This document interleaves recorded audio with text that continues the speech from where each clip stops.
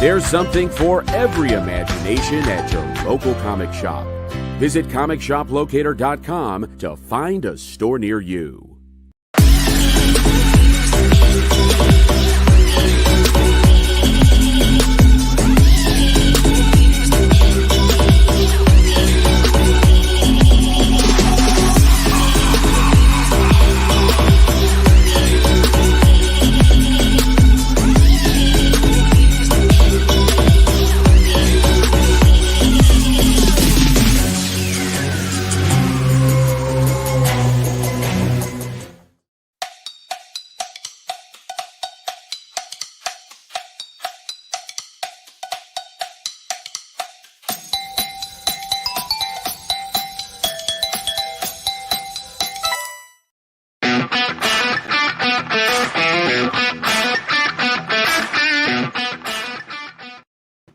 Hi, everybody. It's Miss Jen, and we're going to be talking shop today on the experience. By the way, that little push promo is a total lie. We love you in a stalkery way, too. Hey, we've got some awesome lineup today we're going to talk to creators of books that are coming out this week or have books in play already, and you should totally catch up. We're going to start out first with Markisan Naso, all the way from Hawaii, and Jason Muhr from the great state of Illinois. Welcome. Thanks, Jen. Thanks for having us. Yes, thank you. I said it all wrong. Mahalo. You got it. By the way, it took me almost all my life to be able to go and visit Hawaii for the first time. Oh, really? When did you do that? We did it when our boys were just a little bit younger, probably 5 years ago, 6 years ago. And then we've come back since then because I realized it's such an amazing space. And I love the Big Island because it's just much more raw and natural. And I like to go hiking. And yeah, I mean, there's hiking in all the islands. I'm on Honolulu, but I love Big Island too. But there's just no shortage of trails or beaches here on Oahu. They're really not. It's such a beautiful place, and if people are listening and have never been before, it's just to me it's a very spiritual place. You totally understand the culture, and everyone's so warm, wonderful peoples. It is, yeah. I can't complain. It's very inviting, very warm, very tranquil, and I look out on the water every single day from my office, so it's pretty fantastic. Oh, lucky. I guess it's probably not such a big thing to say that you have ocean views there, right? I guess. I mean, I suppose some places have better views than others. We have a really nice one. Mm-hmm. Then, Jason, do you live anywhere near the lake? No. I live in the suburbs of Chicago. I do concur that Hawaii is amazing. I love Hawaii.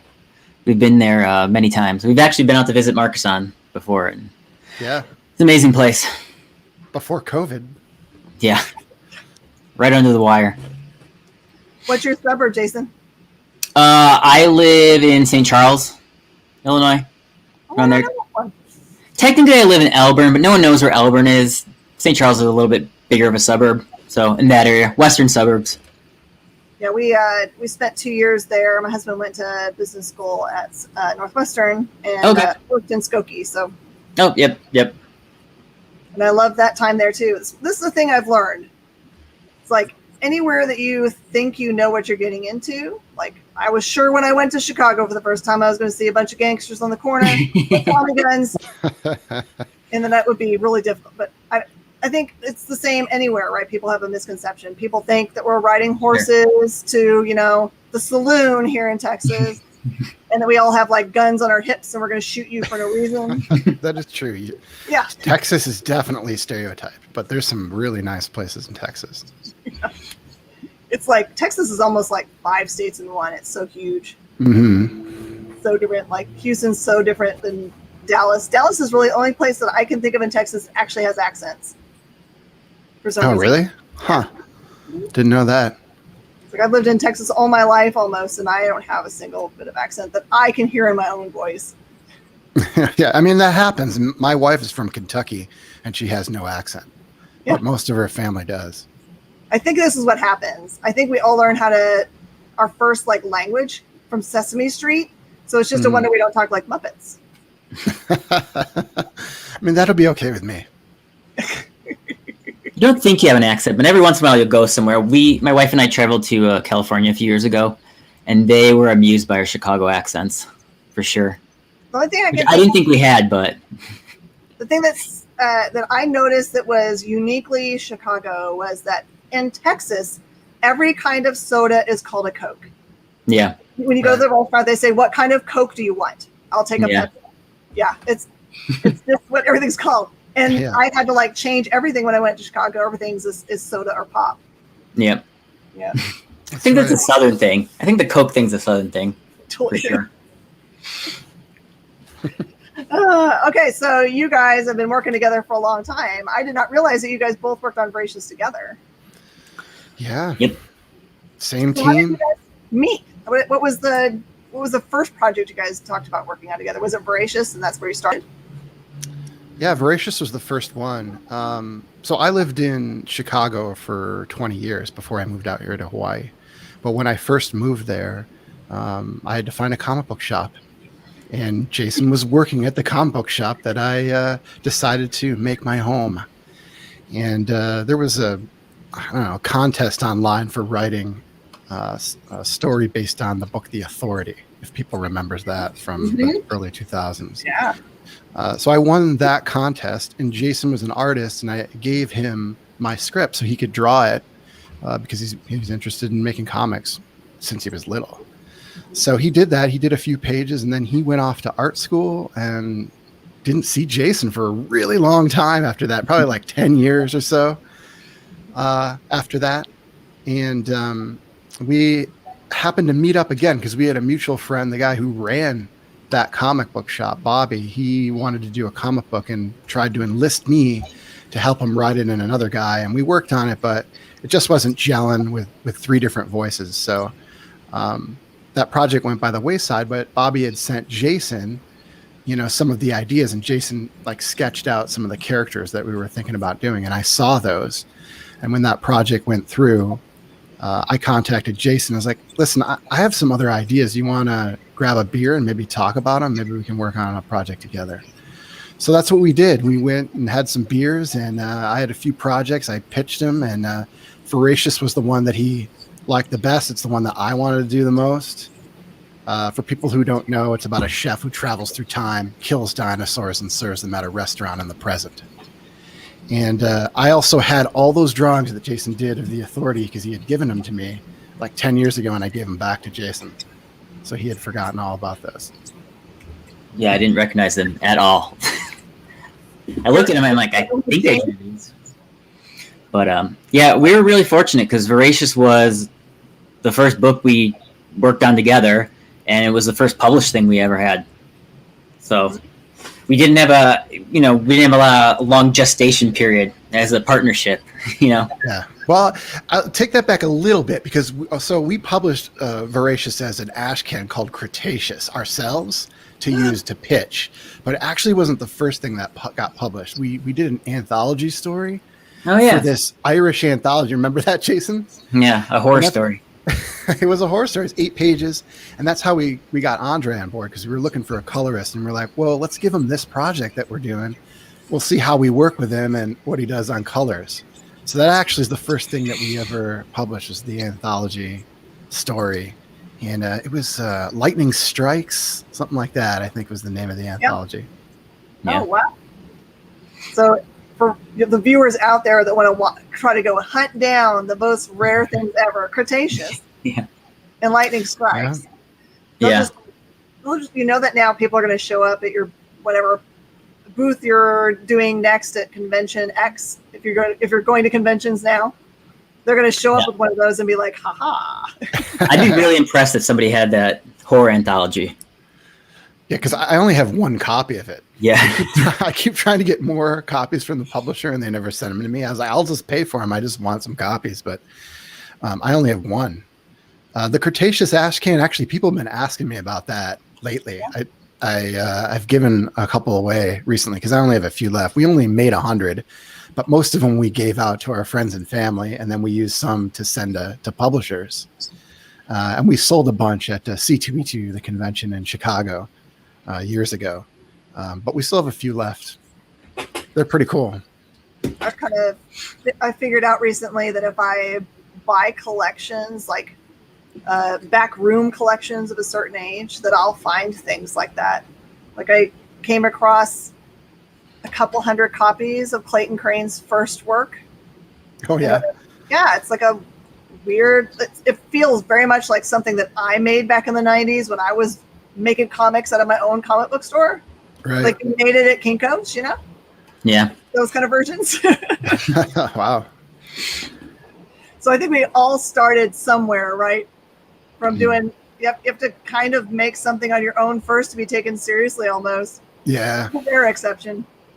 I mean, you have to, if you want to get into comic books, you have to make a comic book. It's pretty much that simple. Yeah, no publisher is going to read just a script or a bunch of sketches. They need to see a comic, completed issue. Mm-hmm. A, to read it in its final form, to absorb it, but also to show that you guys can complete it. Yeah, I think that's mostly it, right? That you'll stick to it at least long enough to make one of your own. Yep. Yeah, well, I mean, it shows that you have the fortitude, you have the desire to do the comic book too, because there's so many people out there who have ideas for great comic books and they just don't follow through. So, I mean, you have to demonstrate that too, to have the aptitude for comics, because it's hard work, man. Oh yeah. People, I think that comic books, just like other industries, like the music industry and theater and film, 99% of the way people get work is that they just nose to the grindstone, do the work, and do it sometimes for free until they get their nose in the door.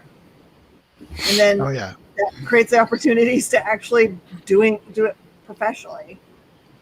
Yeah, sure. And even when you start doing it professionally, you might not make any money, doing indie comic books. You're doing it for the love and the passion mostly. Mm-hmm. Yeah. And with things like Kickstarter, you might not even need a publisher. That's a good point, Jason. You put your book together and you can just sell it directly to people now. I know Comixology takes comics like that now, so there's a million routes into the comic industry. Yeah. Not all of them super successful, but you could definitely get your book published and out there and start building a fan base. Yeah, right. As long as you're willing to put the work in, you can get it out there.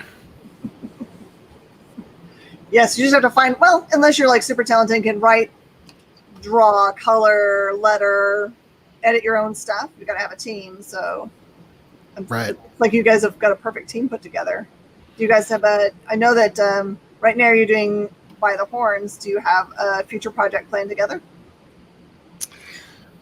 Well, By the Horns is going to be a continuing series. We just found this out, so we're really happy about that.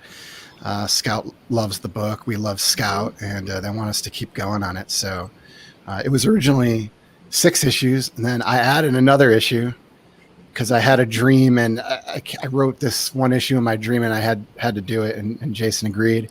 And then when Scout's like, yeah, we'd like it to be a continuing series, added another issue. So the first arc is 8 issues. And then the trade will come out, and then a couple months after that, and then we'll get right back into it and keep going with the series. So we're redoing that. We do have other ideas. Jason and I, we always talk about tons of other ideas, but I think we'll be working on By the Horns for the foreseeable future. That'll be awesome.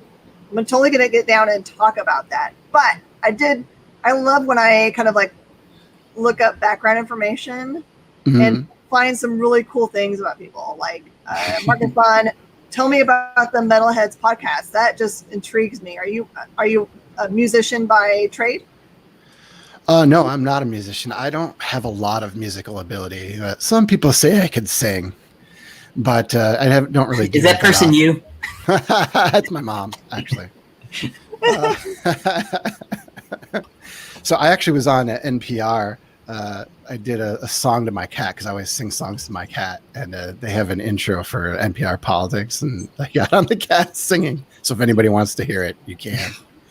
But no, the Metalheads, I just love metal. I've been a metalhead for a really, really long time, and I love podcasts too. So a few years ago, I was looking for a podcast on metal, and I stumbled on the Metalheads podcast, and it was far and away my favorite podcast. And one day they put out a call for listeners to come on the show because the podcast is the guys on there just have a great camaraderie, and they just love meeting new people who love metal as well. We interview bands and artists and all kinds of people that are involved in metal. But so I said, hey, I'd love to be on the cast. So I ended up being on it. They interviewed me about Voracious at the time because By the Horns wasn't out, and I just got along really well with those guys, and they just kept inviting me back. So then I became a host on the Metalheads podcast, and so I just love those guys to death. And we just recorded our top 25 albums at mid-year, which is a pretty big one. Our cast usually lasts like 5-6 hours, so they're pretty diehard. Yeah. So when you say the top 25, you just mean that were released this year or for all time? For this year to the mid-year, so it'd be January through June. So we do that, and then at the end of the year, we do our top 25 for the whole year. That's got to be really hard because I'm just guessing you all have differing opinions in this way. Do you like thumb war it out, or what? When you guys don't agree? Yeah, that's the beauty of it. We all have different tastes in metal. I mean, sometimes it aligns, but when we're on the podcast, then we discuss it and we give our opinions on those albums and everything. And sometimes somebody finds something and people give it a shot and then they end up loving it, So, I mean, I get recommendations from the boys on the cast, and they get some from me, and we get a ton of promos.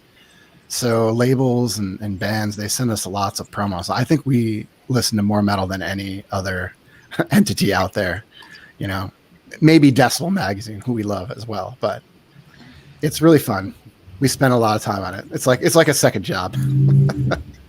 JD says, tell Markisan to watch out for the new Zombies album coming out late this year, early next. All right, will do. Is that a local band to you, JD?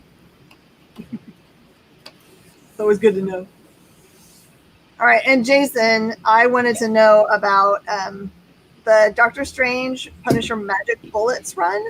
How did you pitch that idea to Marvel, or did you No, they asked me to do that. That was a Marvel Infinity book. So Marvel, for a while, I don't know if they're still doing them, but they were doing books where they're meant to be viewed online, but it wasn't like a standard comic book page. Like panels would like kind of come in and overlap each other, and you can do different stuff with the median. You can control the pacing of things, and they needed someone who had some digital comics experience. And actually, I got recommended by Mark Waid to do it. I don't know, maybe he was in the Marvel offices that day. And he just threw my name out there. I had met him actually years ago at San Diego Comic-Con right before Voracious came out. Mark Waid had a website called Thrillbent, and he was doing digital comics on there. And they're running this contest to find like an undiscovered talent to do a short story with him. So I went and saw him. I actually brought Voracious pages because I had been working on it at that point, but it hadn't been published yet. And he liked my stuff, and I ended up winning the contest, and we kind of did this short story together. And then like 6 months later, he threw my name out there as someone that knew how to kind of control the pacing of a digital comic in a certain way that's different than like a regular comic. And yeah, I got hired to do that. It was a ton of fun. I mean, who else just can say they got name dropped by Mark Waid? I know. It was amazing. It was amazing first to get the email from Marvel like, hey, do you want to do this? And then secondly to say it was because of a recommendation from Mark Waid. Yeah. I'd be wearing that as a shirt. Recommended by Wade. Yeah, I made sure to ask him for a pull quote for Voracious Volume 1, which he graciously did too. Oh yeah, it was really nice of him. Yeah. Great guy. So I see you have a bunch of medals behind you. What are those for? Running. Oh, like distance or? Yeah, distance, half marathons mainly. Oh wow. When you hunch over a desk all day drawing, you gotta make sure you exercise on the weekends. So yeah, running, and then you can see kind of my my massive toy collection back there. Wow, those are all toys. Oh, you might need to reinforce that shelf, buddy.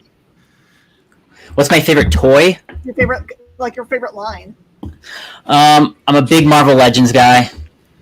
Especially like the MCU figures. I made the mistake right after I came out of the first Avengers movie years ago. I was like, man, I love that movie so much. I think I'm going to buy some of the figures because I don't really buy movie figures, and then it's been downhill ever since then. Every time there's a Marvel movie, I got to buy all the figures. But yeah, pretty extensive collection. I also love the Batman the Animated Series figures that came out a few years ago that DC Direct was doing. Got all those. And then the whole top shelf is just Simpson figures, the old Playmate figures from like the late 90s, early 2000s, because I'm a big Simpsons guy. Do you have any of the sets that like talk? Oh, yeah. They're up there. But those take up a lot of space. Some of those are in a box in the basement, but all the figures are up there for sure. Oh, yeah. Yeah. So, Jason, do you have any hidden talents that no one knows about other than running, half marathons, which is amazing? No, drawing is too time consuming to have hidden talents. As you can see, I'm literally drawing while we're talking. But I can appreciate a multitasker. Yeah, it's mostly the drawing and running. Do you use is that a Cintiq or? I'm on a Wacom. Yeah, I'm on a 21-inch Wacom. That's how I do the book. I did Voracious that way, and I'm doing By the Horns that way. So, do you prefer digital to doing practical? Yes, I've almost always done digital. I started drawing comics digitally since Voracious #1, so I almost don't even know how to do comics traditionally. The only time I ever really draw traditionally is at a convention when somebody wants a commission, or if somebody wants a remark on a comic book. Sometimes I'll buy them off my website and I'll do stuff like that. But other than that, yeah, all the books are all digital. I mean, I think one, it makes inking easier. I don't have to pencil and then sit down and ink it, and then it just goes faster. Because there's times I'll be drawing by hand and I'll do something wrong and I'll instinctively go to hit Command Z to undo it. It's weird. It's just a muscle memory, Yeah. Or like I'll draw something and I'm so used to drawing something I don't get it right, so I undo it, draw it again. And sometimes I'll draw something, I'll be like, oh no, that's it, that's permanent. So yeah, it's a weird sensation, but I think especially with like independent books when you got to be the whole production team, you can't hire an inker, you have to be your own designer, your own layout guy. Digital is almost a necessity. And it makes getting the artwork to Andre, who's our colorist, easier. I just draw it and upload it, and then he colors it digitally and sends it right back, and then I letter it. It's very smart because back in my day, you had to like wait for stuff to come in the mail. If you were up against a deadline, it was terrible. Oh yeah, I couldn't imagine that. Especially, and then the beauty of digital is, you can always fix stuff. I mean, for instance, we sent out By the Horns #4 to print this morning, and last night I was still making some minor art corrections, even though it had been colored and lettered. It's digital, so I can go in there and fix this eyeball that looks a little wonky or whatever. Yeah, I mean, the only drawback is that Jason doesn't have original art to sell. Yeah.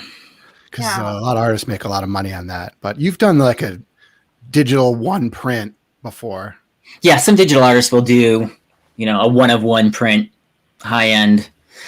Yeah, I'd like to do those in the future. But, I might consider doing some covers by hand in the future for that reason, so I have some original art. But, I don't know, with deadlines, I just don't have time to do that. Like, you got to get the book out. Now you can make NFTs. No. Oh, yeah. I don't want to. Don't get me started on that. It is a very controversial thing. I don't even know how to, like, we've talked about it before at the Comic Book Legal Defense Fund, like who owns what. Mm-hmm. Yeah. How can you sell things that have, someone else's own the characters, or I don't know. It's going to be difficult, and I'm glad I'm not a lawyer and have to figure it out. Sure. I mean, I don't want to get into it because some people might be really into NFTs, but I question the longevity of something like that. Mm-hmm. Kind of seems a little faddish right now. Yeah, I still don't have my mind wrapped around how could, if someone wanted to, couldn't they replicate it? Sure. It's just bragging rights, essentially. They could also replicate original art, though, too. Yeah, you could replicate original art. For sure. Yeah. Absolutely. Oh, okay. So I know that I read #2 of By the Horns, and it changed a lot from like the true I'm out to kill everything with hornness of the #1, which I did also like. If you're gonna take this into this idea of, like, you killed someone I loved, it's on and you're all dying. How do you move from that storyline into a long-term story arc? Well, that's an interesting question. I mean, yeah, did we even say the premise of the book? No, sorry. In case people don't know what it is. Go ahead, you guys can say it better. Well, basically, it's The Last Unicorn Meets Kill Bill. It's a sci-fi fantasy action series about a hunter named Elodie who wants to kill all the unicorns on the continent of Salathis for trampling her husband. Mm-hmm. But the problem is it's impossible to find unicorns, so Elodie just starts murdering anything out there with a horn in frustration. And that gets her kicked out of the village. So she sets out with her telepathic half wolf, half deer friend, Sajin. And they try to make one last go at tracking down unicorns and getting revenge. But they end up discovering that there's a greater threat to the continent than unicorns. Mm-hmm. So, yeah, I mean, that's the thing. It's for Elodie, she's traumatized and she's so narrowly focused on this one mission, this one goal, that she can't really see what else is going on outside of her or how it affects others. So, how do you move the story is that, there's more characters, there's more parts of the world that are dealing with problems that may be more substantial, that may be more important than, what she's dealing with. And, getting roped into something like that, can Elodie make that transition? Can she stop trying to just get revenge and help others, or is she going to be completely focused on murdering unicorns? So that's how you move it along. And a lot of these other characters that we introduce in 2, like you just mentioned, that you get a lot more of the cast. Mm-hmm. So the things that have affected them in their lives will also affect Elodie going forward. So plus Jason and I, when we do comics, we like doing a lot of good surprises in the book. We like to do books where you're not really sure what's going to happen in it. I feel like Voracious is like that, and so is By the Horns. It's kind of unpredictable. Yeah, I've already started to conspiracy theory out things that could be going on. Yeah. I won't have to say them anymore because it's eerie how my really far out the conspiracy theories for actually what's going on in comic books, how often that's exactly what's going on, and I don't like to wreck it for people. Right. Maybe you just read enough comic books, you're like, they're probably thinking what I am, that it has to be really far left to surprise us, so I'll think really far left. Yep. Yeah, and I think when we originally started, I think we just wanted to do a 6-issue miniseries, and we kind of had a beginning, middle, and end to it. But I think as the book went along, we really like to start developing backstories for side characters, the villains, the world in general, different places. And I think as that stuff started to grow, I think the scope of the book started to grow. And now there's a lot more surprises coming. Because we just come up with, as we're doing the book, we'll just come up with wouldn't it be cool if this happened? And, all of a sudden it becomes part of the major plot. Oh, yeah. Yeah, well, that was cool about Scout saying, hey, yeah, we'd like you to do more. And that's great. And I was like, oh, man, now I got to seed more of these other ideas that Jason and I have been talking about. And so that's been pretty fun, too, because you never know how your book's going to go. This is the other thing with indie comics is, you put out a book, even if you get a publisher, you don't know if the audience is going to be there for the book. So you don't know how long you have to actually do it. And so that can be a little bit tricky, because if you try to plan out something too long and you don't have the audience to sustain it, you have a lot of dangling plots and you just never get to finish the actual story. So it can be a little bit tricky because you kind of focus on making it a mini series, but you have other elements that you can grow if you have the opportunity.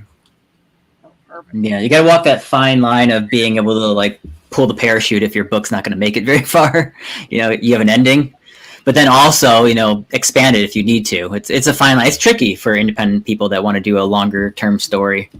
Yeah, because you got to be prepared for 100 issues, and you also got to be prepared for 5 issues. I will just say, if for anyone out there, like Joe's looking forward to reading his issue 2, he already has. It's not too late to get into the series. It's readily available at local comic shops near you. Just go to comicshoplocator.com and you'll be able to find a shop that has copies for you. And you can support super talented folks and let them follow their dreams, because we want to see more from them, of course. Where would people, where would you like people to follow you on social media? You can follow the book itself at By the Horns Comic. It's By the Horns Comic on Twitter, Facebook, Instagram. That's where all the updates on the book are. And then myself, I have a website, jasonmuhr.com, M-U-H-R. And then I'm just Jason Muhr on Instagram and Twitter. Yeah, and I have a website. It's markisan.com, M-A-R-K-I-S-A-N. I'm Darth San on Twitter and Darth Markisan on Instagram. You can listen to the Metalheads podcast on your favorite podcast app, or just go to metalheadspodcast.com to play the episodes. I've also done some written features and interviews with bands on there. And I also own a record company called Skull Fracture Records. So you can go to skullfracturerecords.com. Yeah, and we did a soundtrack for By the Horns, which has been really fun with metal bands, of course. Nick Brucci's on and says hi, and Tom says he'll take 100 issues, please. I mean, Jason and I love this book so much. I could see us getting that far, because we've chatted and we have a lot of ideas, and it gets crazy. Yeah. We just text each other ideas all the time. Like, wouldn't it be cool if this happened? Wouldn't it be cool if this happened? And it's cool to like seed that stuff in the future. You know, the cool thing about the book too is By the Horn takes place in a world where anything can really happen. It's a world of fantasy, but there's technology. So any idea we can come up with is fair game. And it's our book too, so no one's going to tell us, no, that doesn't fit in the world. Right. As well, they should not, because it's in good hands. It's a beautifully written and drawn universe. And I look forward to reading and enjoying the art for many more issues. All right. Thank you guys so much for joining. We ran out of time, but I would love to have you back whenever we get further into this series so we can talk about my crazy conspiracy theories and where they go, right? Well, thank you, Jen. Yeah, we'll come back anytime you want. Thanks for having us. Appreciate it. Yeah. Thank you guys so much. We're going to take a quick break and we're going to pop right back. We've got another great guest coming next. Thanks. Bye.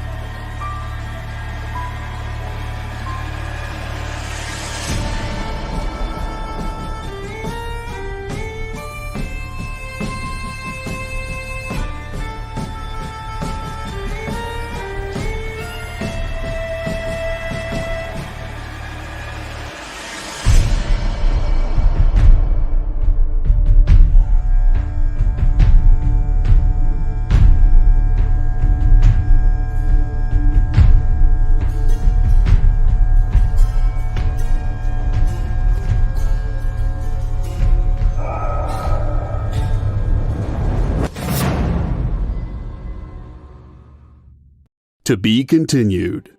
3 little words that hold the secret to the next great story. 3 words that will thrill you, confound you, give life to new possibilities. Every variation of To Be Continued is a promise of adventure, a promise of excitement, a promise of unseen wonders and unexplored worlds. A promise that every issue you read makes you a part of a never-ending journey, and behind every page there will be an unopened door waiting for you. This story to be continued at your local comic book shop today. Visit comicshoplocator.com today.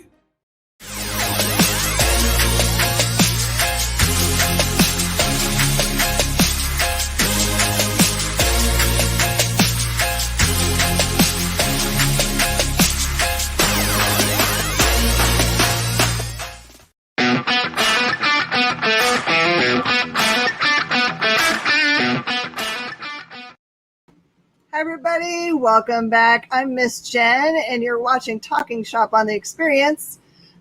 We have a guest coming back for a two-peat.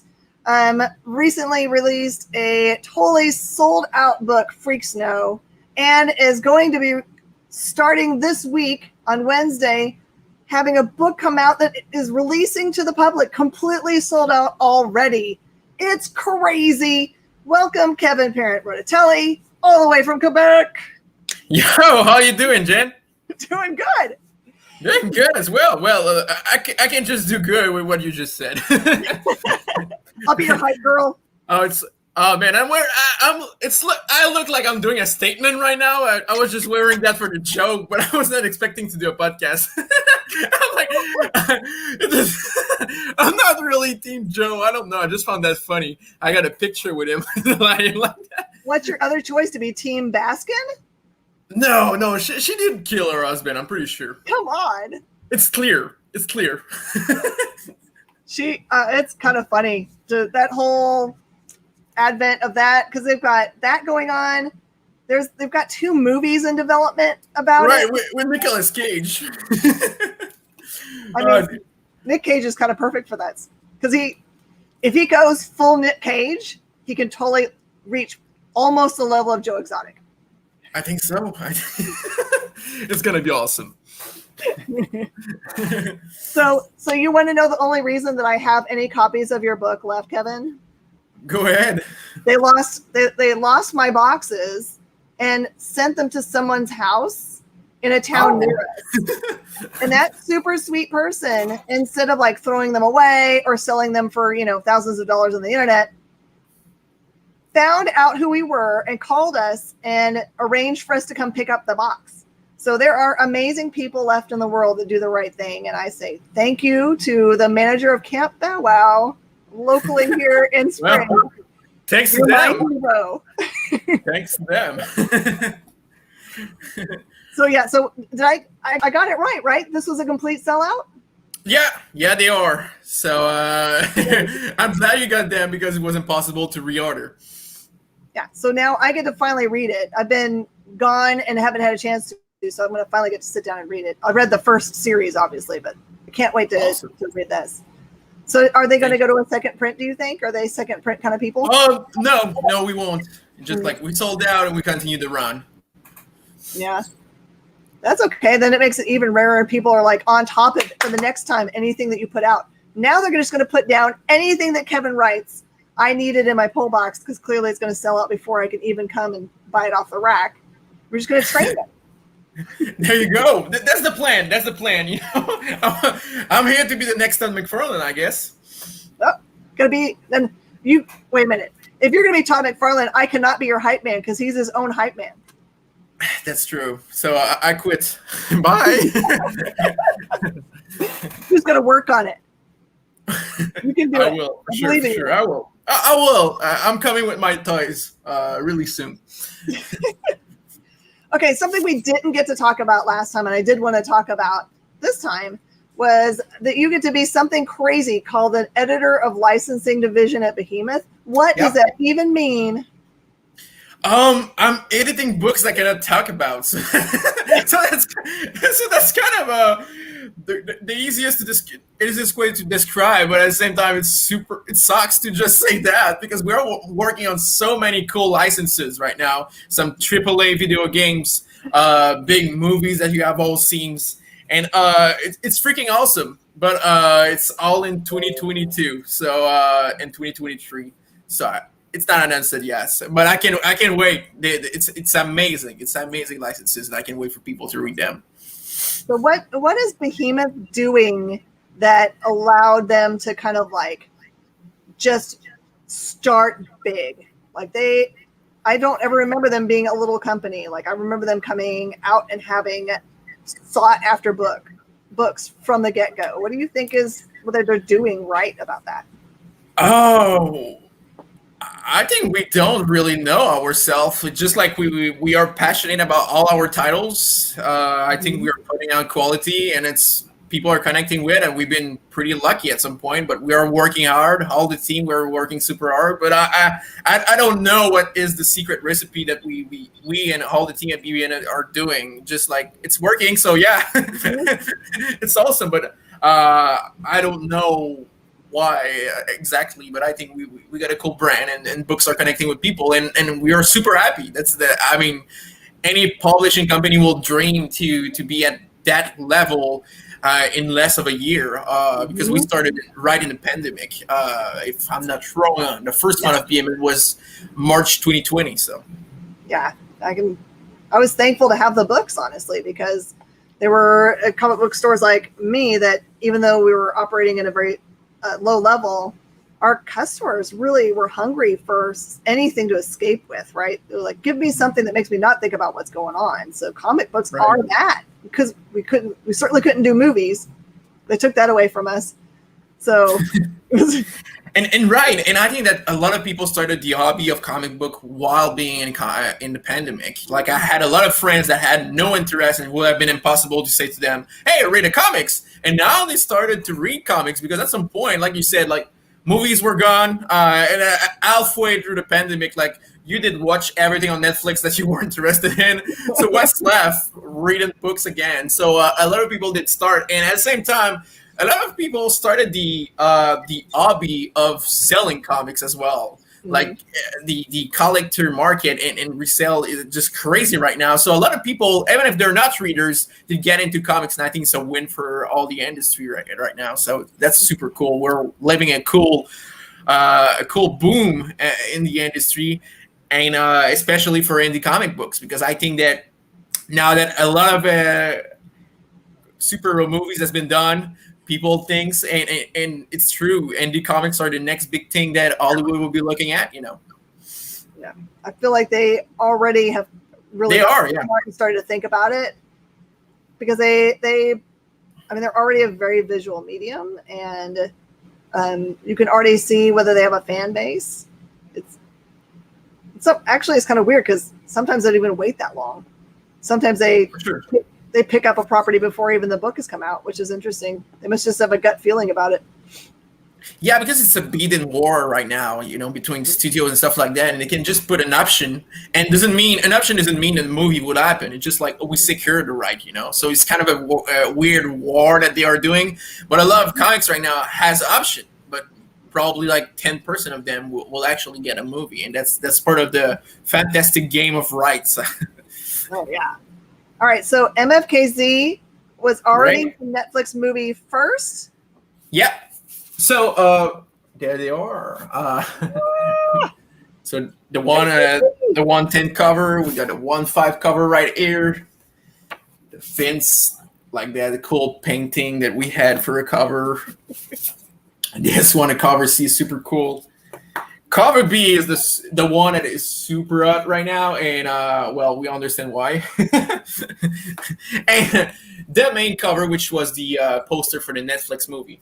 So MFKZ started as a French comics, was first published in 2006, and since my first language is French, MFKZ was my favorite French comics ever, and that was my first move as the publisher of my imprint, to say to BMN, I'm going to take the rights of this thing. It's I don't understand why it's not in the States yet. Like, it's super big in France, and here no one knows about that thing.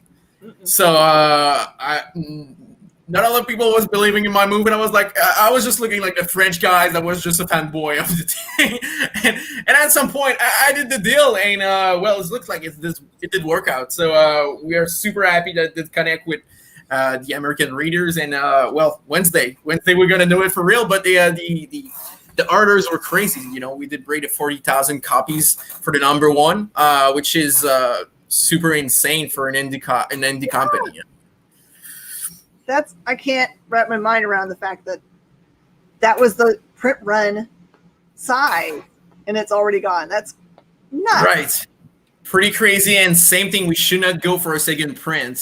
So those are the last ones. You need to run at your show on Wednesday, and grab it now.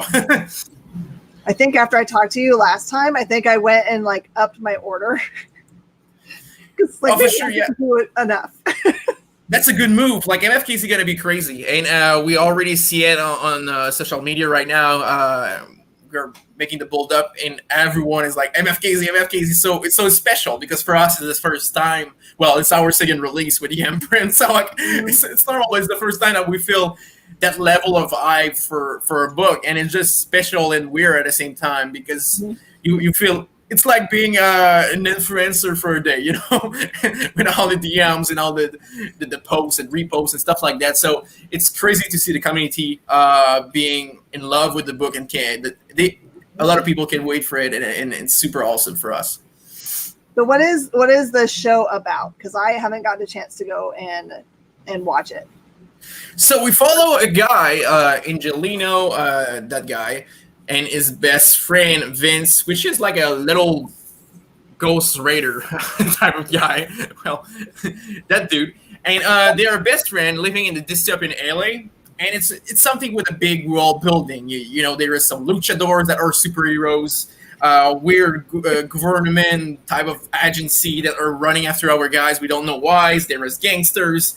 Well, it's a big world with a lot of characters, the world building. If you love IPs that really take time to build their world with many characters, and you really feel that you jump into a universe, you're gonna love MFKZ. It's super hard to describe because it's pretty much we follow those two guys in a big city with many characters, and our main guy doesn't know why he is different. You know, he never knew who his parents were and stuff like that. And it's a big coming of age of our character to find out who he is and why all those people want him dead. You know, so it's and we got a lot of books to release, so we got probably like 50 issues that we can come out with of MFKZ. So we hope it's connect with people because this can be our elbow or span like for Happy Thing, you know, as a flagship title.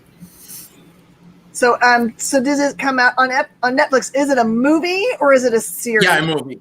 It's a movie. Yeah.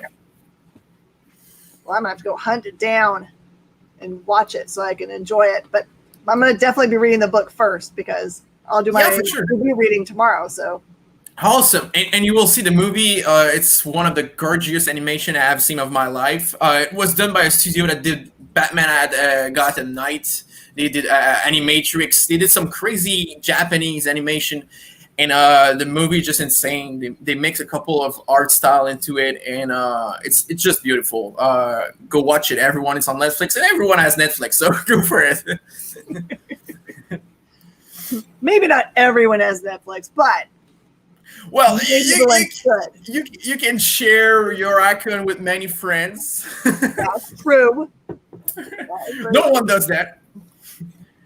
Yeah, it's interesting. My son is kind of like become what I thought might happen when you could turn things on and off each month. Like he's like right now got HBO Max on, and he's like at the end of the month I'm turning it off. I've watched what I've watched so far. He's gonna want to turn on something else. Now it's the same pricing than when we were paying cable, you know. So it's like, okay, I don't need Hulu for the next 6 months. Why would I pay for it? So that's kind of cool that now we have this option and not just pay the cable bill forever, you know. Exactly.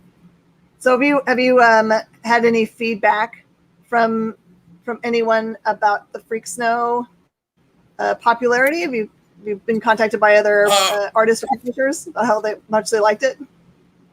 Yeah, it's been a crazy week, like 2 weeks ago, and now we are going back with MFKZ, and I like the first book. The people that are digging it are really digging it. We have like a lot of people that are making like conspiracy and just like sharing the stories and be like where it's gonna go, and it's super awesome. The reviews are great, and people seems to dig it, and had a lot of shop reaching out and say, hey, we are sold out, can I have more book? Nah, I'm sorry, we are sold out as well. So it's super cool that our book did connect with a lot of person like that, and we wish to continue that series for other mini-series set in the universe. Oh yeah, I'm excited. So what do you have any other books in progress right now that you're allowed to talk about? Yeah, for sure. We got Cinnamon #1 next month that will release on August 28th, if I'm not wrong. And that one is super cool. It's you follow a cat that is kind of schizophrenic in an apartment and believe that everything around him is kind of a city, and the owner of the cat is actually a big kaiju. All the rats that are in the walls are actually like little monsters. So that cat believed that he is a true badass superhero on a motorcycle, but actually he's just a normal cat. So Simon #1 gonna drop. And that book is awesome. Victoria Douglas is one of the next big name in comics, I'm pretty sure. So I'm glad that we are publishing our first book. It's amazing. And right after that, well, on the previews that dropped Friday, I think the next previews catalog is Friday. And well, it goes so fast when we start playing with the previous catalog. And we got Turbo Kid #1 in the previews. And that book, I'm pretty sure gonna do great because it's based on a movie, and the movie got a big cult followings. And Turbo Kid is awesome. We got 5 covers. It's a feature item in the previews as well. So I think this #1 gonna do great as well. So we are super pumped.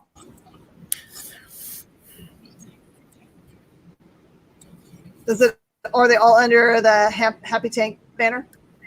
Yeah, all under the Happy Tank banner, and we should announce another #1 really soon. It's gonna be the last #1 of this year for us, so we are super excited. So, how do you balance your creative time with the work that you do for Behemoth? Do you like have a completely separate part of your day that you do your creatives and then log in and do editing, or is it just whenever you get to do it, you can do it? Yeah, I'm not someone that loves schedules, so it's more like I do it when I can, so and when I want. It's really goes with the flow. Sometimes I could be like 3 months without writing, and I have no problem with that. And after I can be like 2 weeks and just writing, and after I go back to publishing and stuff like that. So just I really go with the flow and where my mind is. There is some like, for example, Freak Snow. We for the first book we had like.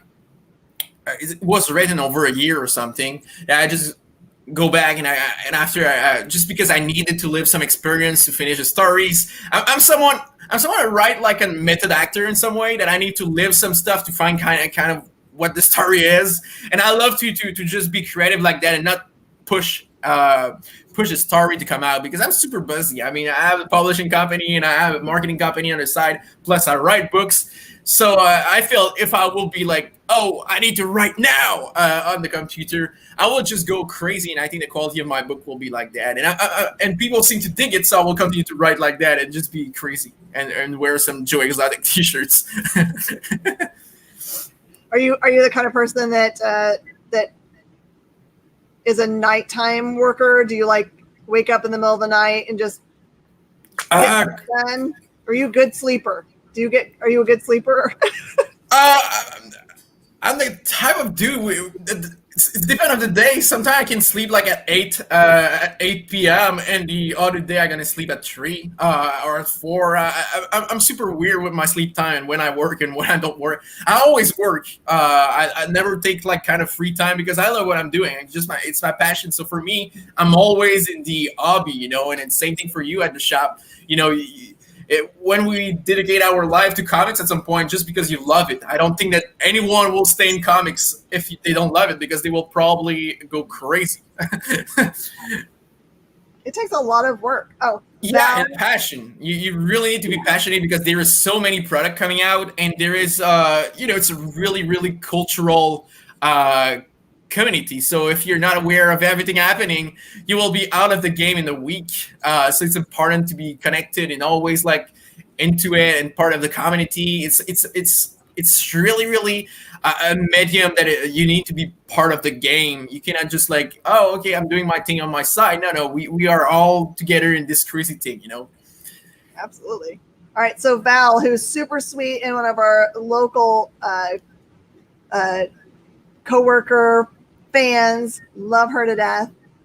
She says, Kevin, I love and enjoy your enthusiasm for your comic craft. So excited to watch MFKZ movie tonight. Never lose that enthusiastic joy. Good luck. Hell yeah! Thank you, Val. I won't. She is like, when you meet people that are super encouragers in your life, Val is that for me. Like, whenever I feel like I'm having a cruddy day, Val somehow she just knows and shows up. She usually brings me something sweet. She's such a nice person. Awesome.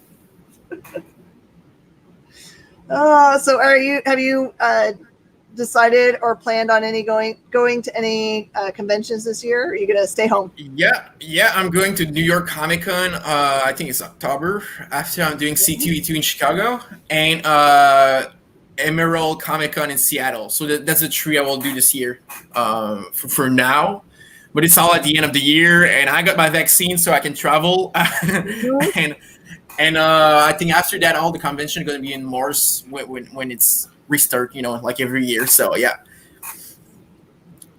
that's I'm glad to hear that you're going to get to go, and especially to those shows. Those are all really great shows. Right.